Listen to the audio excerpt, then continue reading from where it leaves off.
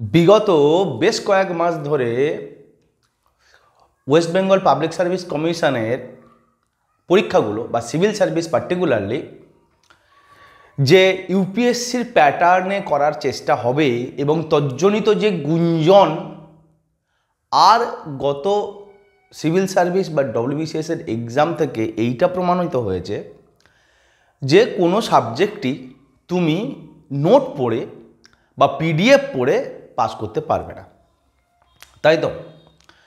Second thing is that question last BCS এর question এইটা প্রমাণ করে দিয়েছে যে এমন কোনো কোশ্চেন আসবে না যে যেটা তুমি ডাইরেক্টলি গুগলে ঘেঁটে বা নেট সার্চ করেই পেয়ে যাবে। এই কোশ্চেন যা সরাসরি উত্তর হয় না, যার পসিবিলিটিজের উপর ডিপেন্ড করে তোমার উত্তর ঠিক হচ্ছে না ভুল হচ্ছে এটা দেখা হয়, এটার এই যে বৈশিষ্ট্যটা এটা কিন্তু একটা বেসিক্যালি ইউপিএসসির পরীক্ষার বৈশিষ্ট্য, বরাবরের বৈশিষ্ট্য, যে উত্তর সরাসরি হয় না, উত্তর অনেকটা তোমার অ্যানালাইটিক্যাল এবিলিটির উপরে নির্ভর করে। সো এই দুটো বিষয় এবং পিএসসি মিসলেনিয়াসের কথা যদি আমি বলি, যেটা কিনা সবসময় ডব্লিউবিসিএস এর পরীক্ষায় কারেন্ট অ্যাফেয়ার্স বা জিকের এই পার্টগুলোতে ডব্লিউবিসিএস এর তুলনায় কঠিন হয়, সেক্ষেত্রে মিসলেনিয়াসের কোশ্চেনও কি আসতে চলেছে আমরা আন্দাজ করতে পারি।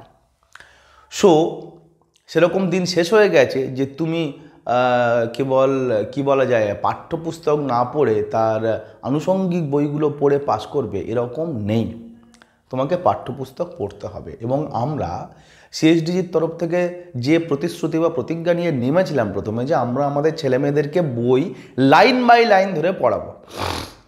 এখন লাইন বাই লাইন ধরে পড়ার খুব অসুবিধে, লাইন বাই লাইন ধরে পড়ানোর ভীষণ অসুবিধে বলেই সাধারণত বড় বড় স্যারেরা বড় বড় মাথারা কি করে, নোট দিয়ে দেয়। কিন্তু নোটে তো আর কাজ হবে না, এটা প্রমাণ হয়ে গেছে, বই তোমাকে পড়তে হবে। এখন লাইন বাই লাইন পড়তে গেলে যে যে অসুবিধেগুলো হয় সেগুলো আমরা দূর করব তোমাদের। তো আমি আশা রাখবো যে তোমরা আমাদের সাথে লাইন বাই লাইন পড়ো। আজকে আমরা কি পড়বো? আজকে আমরা স্পেকট্রাম মডার্ন হিস্ট্রির জন্য এইটাকে তো আমার কাছে এটা খুবই উল্লেখযোগ্য বা গুরুত্বপূর্ণ বই বলা হয়। এটা মানে কি বলা যায়, এটা ক্যাপসুল বুক।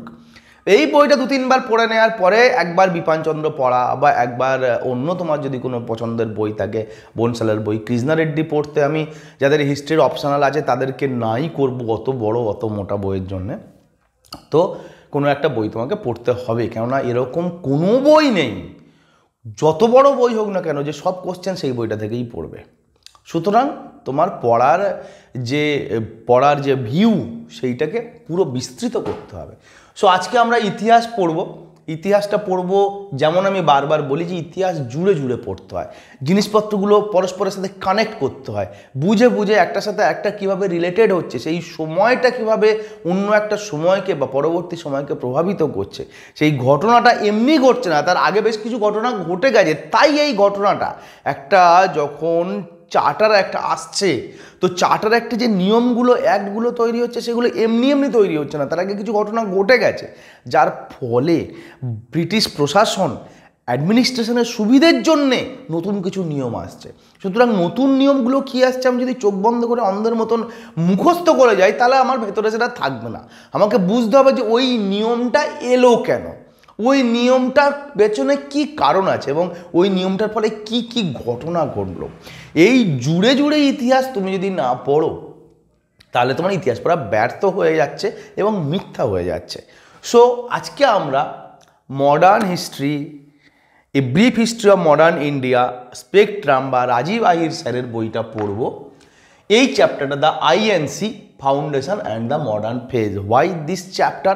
আমি অলরেডি এই বইটার শুরু থেকে পড়ানো শুরু করেছিলাম, মাঝখানে কিছুটা গ্যাপ রয়েছে, আবার এই চ্যাপ্টারটা শুরু করেছি তার কারণ সামনে দুটো বড় বড় পরীক্ষা রয়েছে, মিসলেনিয়াস এবং বিসিএস এর মেন, এবং এই চ্যাপ্টার কংগ্রেসের প্রথম পার্ট বা পরবর্তীকালে ফ্রিডম স্ট্রাগলের মেন যে বডিটা শুরু হচ্ছে এখান থেকে, তো ভীষণ ভীষণ ইম্পর্টেন্ট পরীক্ষার জন্য। ওকে, চলো আমরা ক্লাসটা শুরু করি। আমি তোমাদেরকে বলবো তোমরা বই খোলো বা ফোন দেখে পিডিএফ খোলো যদি আনাদার এক্সট্রা ফোন থাকে, খুলে লাইন বাই লাইন আমার সাথে পড়ো, প্রতিটা শব্দের মানে বোঝো, প্রত্যেকটা শব্দ এবং সেই বাক্যের রিলেটেড বিষয়গুলো আমি তোমাদেরকে বলি বোঝো, এবং তারপরে যদি মনে হয় তোমার মাথায় এগুলো রয়ে যাচ্ছে সেগুলো একটু একটু করে নোট করে নাও। তোমার ইতিহাসের জন্য আর কোথাও যেতে হবে না। ওকে, চলো, Indian National Congress chapter 11। Okay, foundation and the moderate phase. Moderate মানে মাঝামাঝি, খুব গরম না, খুব নরম না, খুব শক্ত না, খুব কঠিন, খুব শক্ত না আবার খুব সহজও না। ওকে, সাবটপিক কি? Foundation of Indian National Congress, national কংগ্রেসের ভূমিকা বা সূচনা বা তৈরি হওয়া। In the later 1870s and early 1880s, later 1870s and early 1880s মানে সাধারণত একটা দশক, ধরা যাক 70s দশক, মানে হচ্ছে 71 থেকে 80 সাল অবধি। তো 1870s মানে 70s মানে 1870 থেকে 1871 থেকে 1880। তার ল্যাটার পার্ট বলছে, ফর্মার পার্ট না, অর্থাৎ বলছে যে ওই দশকটার দ্বিতীয় বা পরবর্তী অংশ, অর্থাৎ 1875 থেকে 1880 এই পার্টটার কথা বলা হচ্ছে। এবং দেখো আর্লি 80s অর্থাৎ 1880 থেকে 1885, মানে একটা পিরিয়ডের কথা বলা হচ্ছে, বেসিক্যালি 1875 থেকে 1885 এইটাকে মেনশন করেছে এইভাবে। A solid ground had been prepared for the establishment of an all Indian organisation. একটা সর্বভারতীয় স্তরে সর্বভারতীয় সংগঠন তৈরির জন্যে বেশ শক্ত রকমের, ভালো রকমের একটা অবস্থা দেশে তৈরি হয়ে গেছিল। The final shape to this idea was given by a retired English civil servant A.O. Hume, who mobilized leading intellectuals of the time with their cooperation, organized the first session of INC at Gokuldas Tejpal Sanskrit College in Bombay in December 1885। অর্থাৎ যে পটভূমিকা তৈরি হয়ে গেছিল একটা সর্বভারতীয় হিসেবে political একটা সংগঠন তৈরির জন্যে, সেই পরিপ্রেক্ষিতে তার ফাইনাল বা একদম শেষ যে রূপদান করার কাজটা কে করেছিলেন? একজন retired English civil servant A.O. Hume. তিনি কি করেছিলেন? সেই সময়ের প্রমিনেন্ট সমস্ত যে বড় বড় আর কি মুখ ছিলেন, সেই সময় তো নেতাও সব সেইভাবে তৈরি হয়নি, বা নেতা জিনিসটা তখন তৈরি এখনও শুরু হয়নি।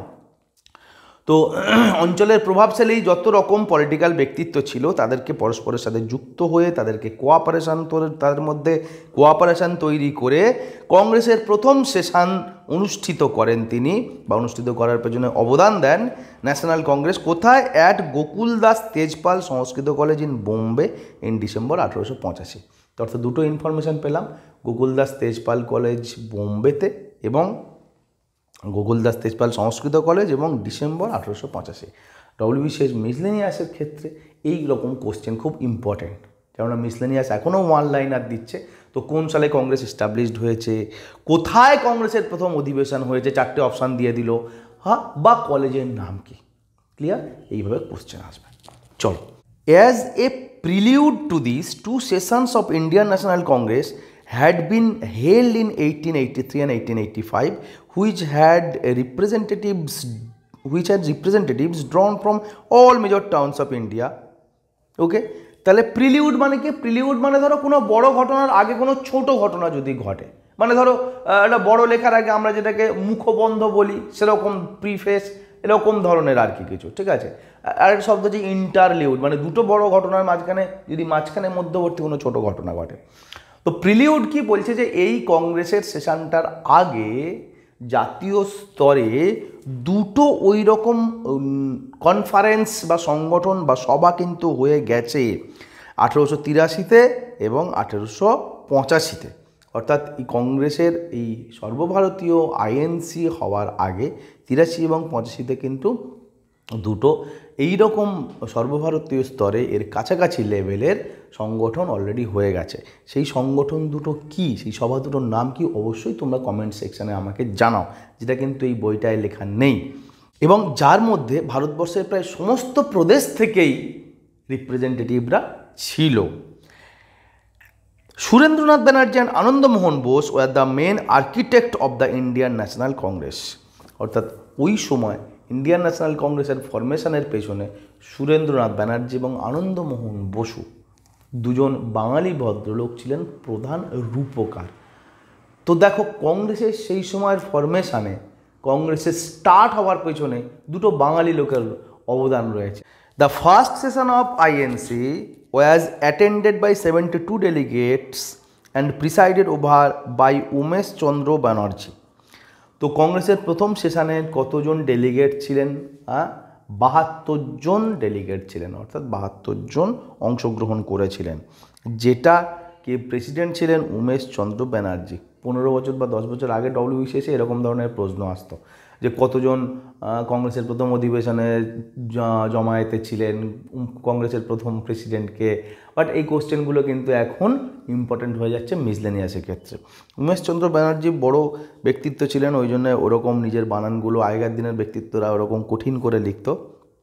যাই হোক, ওই জন্য ব্যানার্জির নাম বানানটা ওই রকম। Here after the Congress met every year in December in a different part of the country each time.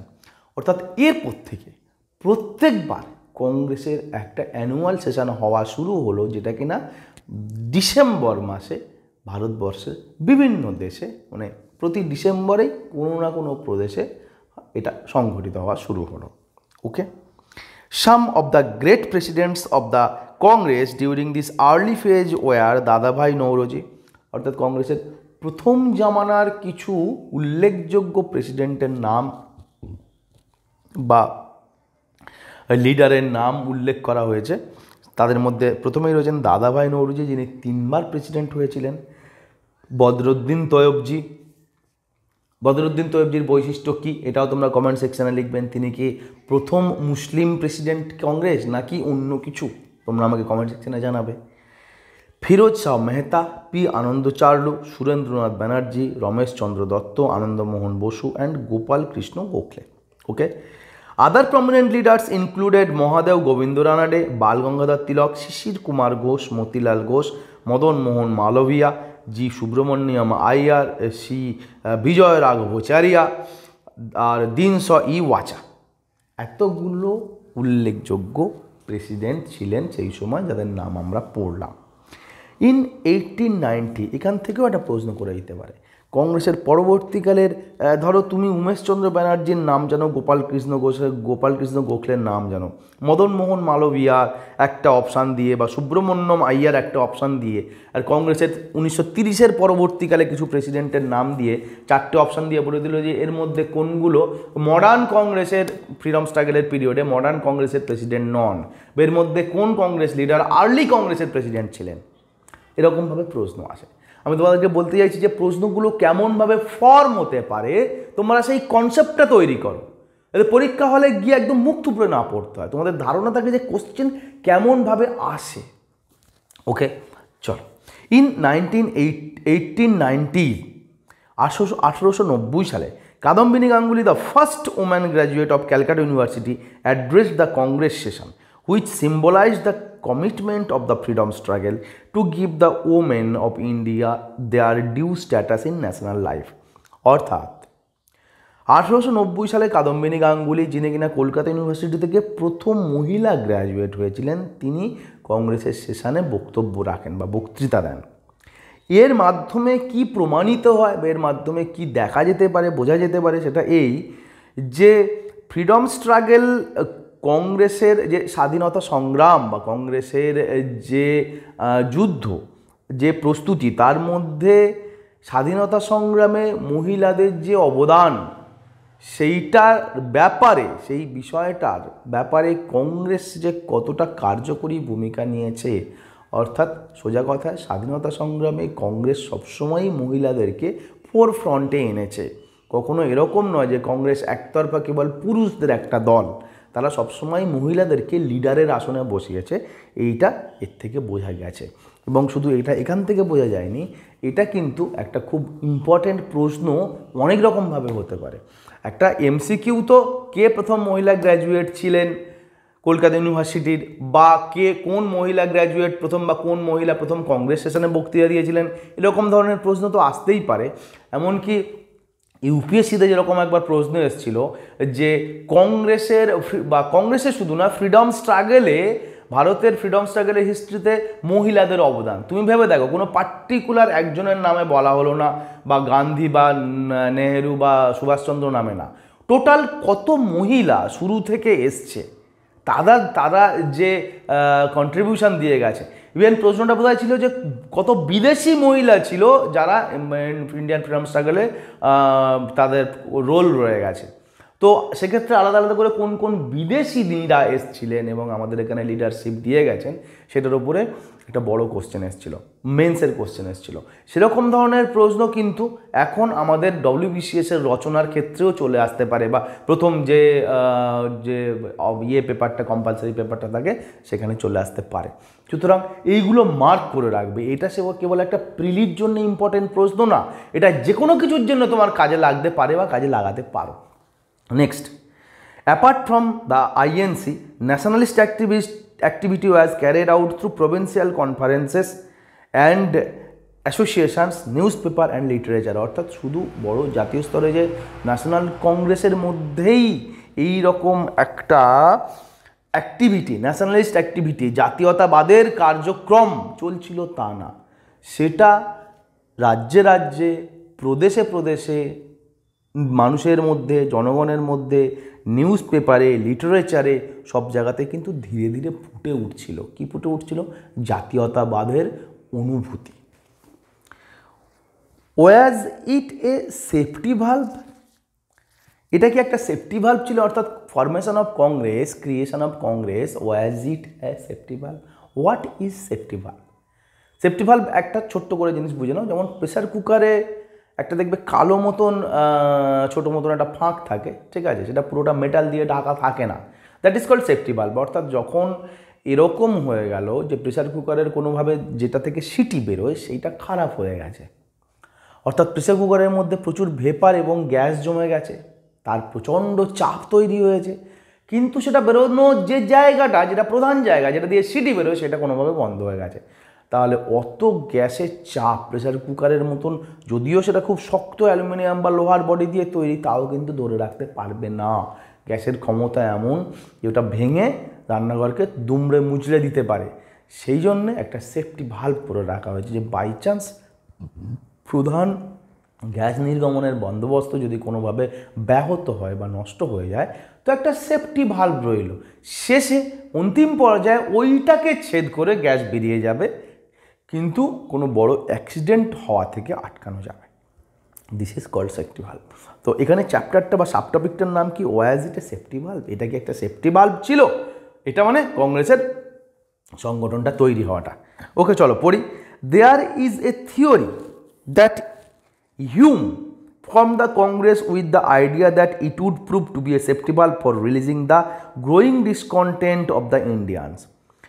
একটা চর্চা, একটা কথা এরকম চলে বা সেই সময় চলেছিল যে কংগ্রেস তৈরির পেছনে হিউমের হাত রয়েছে, এবং হিউমের যে উদ্দেশ্য সেটা আসলে একটা সেফটি ভালভ কনসেপ্ট। কি কনসেপ্ট? সেফটি ভালভ কনসেপ্টটা কি? For releasing the growing discontent of the Indians. ভারতীয়দের মধ্যে ক্রমবর্ধমান যে অসন্তোষ এবং রাগ, সেইটাকে যাতে একটা মুখ দেয়া যায়, একটা পথ দেয়া যায়, যাতে সেটা নির্গমন হতে পারে এবং সেটা প্রশমিত করা যেতে পারে, যে যেন ছিটকে বেরিয়ে একদম তছনছ না করে দিতে পারে। কেন? কনসেপ্টটা, চর্চাটা, থিওরিটা এলো কোথা থেকে? এলো এখান থেকে। গল্পটা কোন সময় হচ্ছে? 1870, 75, 80, 90। তার কদিন আগে, মাত্র 30টা বছর, 35টা বছর আগে ঘটে গেছে কি? মহাবিদ্রোহ। এবং মহাবিদ্রোহের বলা যায় থেকে, সময় থেকে তার 100 বছর আগে অবধি, অর্থাৎ সিপাহী বিদ্রোহ থেকে অর্থাৎ পলাশির যুদ্ধ থেকে মহাবিদ্রোহ 1757, 1750 থেকে আরম্ভ করে বা 1740 থেকে আরম্ভ করে 1857, এই পিরিয়ডে সারা দেশে এনর্মাস মুভমেন্ট ঘটে গেছে। রিজিওনাল, প্রভিন্সিয়াল, ট্রাইবাল, নানা রকম পিজেন্ট মুভমেন্ট ঘটে গেছে। 1857 মহাবিদ্রোহ প্র্যাকটিক্যালি মহাবিদ্রোহ ছিল। সেখানটায় দেখো কারা কারা পার্ট নিয়েছিল। মহাবিদ্রোহ সবচেয়ে বড় বৈশিষ্ট্য, সেখানে কিন্তু আম আদমি ছিল না, সেখানটায় রাজারাজরা ছিল, সেখানটায় বড় বড় সেনাধ্যক্ষরা ছিল, বা প্রমিনেন্ট লিডাররা ছিল কোনো একটা পার্টিকুলার রিজিয়নের বা জোনের। সেফটি ভালভ থিওরি এইটা বলছে যে এত বড় একটা রোষ, এত বড় একটা রাগ এত দীর্ঘদিন ধরে চললো এবং আমাদের বিরুদ্ধে আউটব্রাস্ট হলো, এতগুলো ইংরেজ সেনা মারা গেল, ওই ইংরেজ সেনাধ্যক্ষ বা মিলিটারি অফিসার মারা গেল, সেইটা হওয়াটা খুব খারাপ। যদি এরকম হয় যে কোথায় কোন রাগ হচ্ছে, কোথায় গরম হয়ে যাচ্ছে হাওয়া, সেইটার খবর আমরা আগে থেকে পেয়ে যাই, তাহলে আমরা আগে থেকেই সেটাকে দমন করব, এলিমিনেট করে দেবো।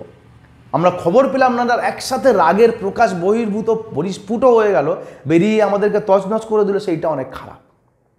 This is called the concept of safety valve theory emerging here. বুঝতে পারছো?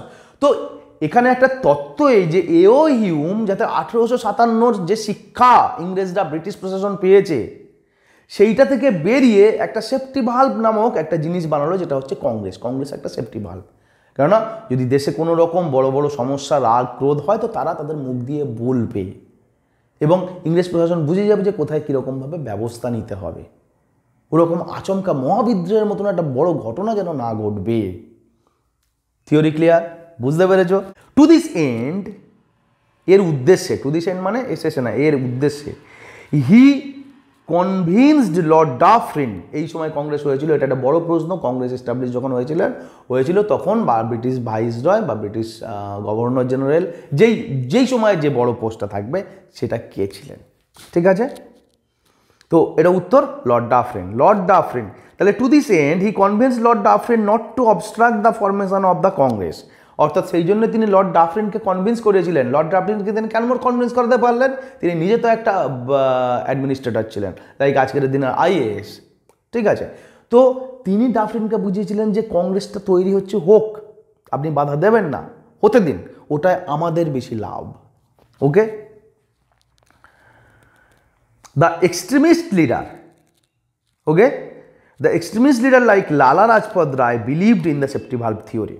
লালা রাজপথ রায়ের মতন যিনি একজন এক্সট্রিমিস্ট লিডার, তিনি কিন্তু এই সেফটি ভালভ থিওরির ব্যাপারটাকে তিনি সঠিক বলে মনে করতেন।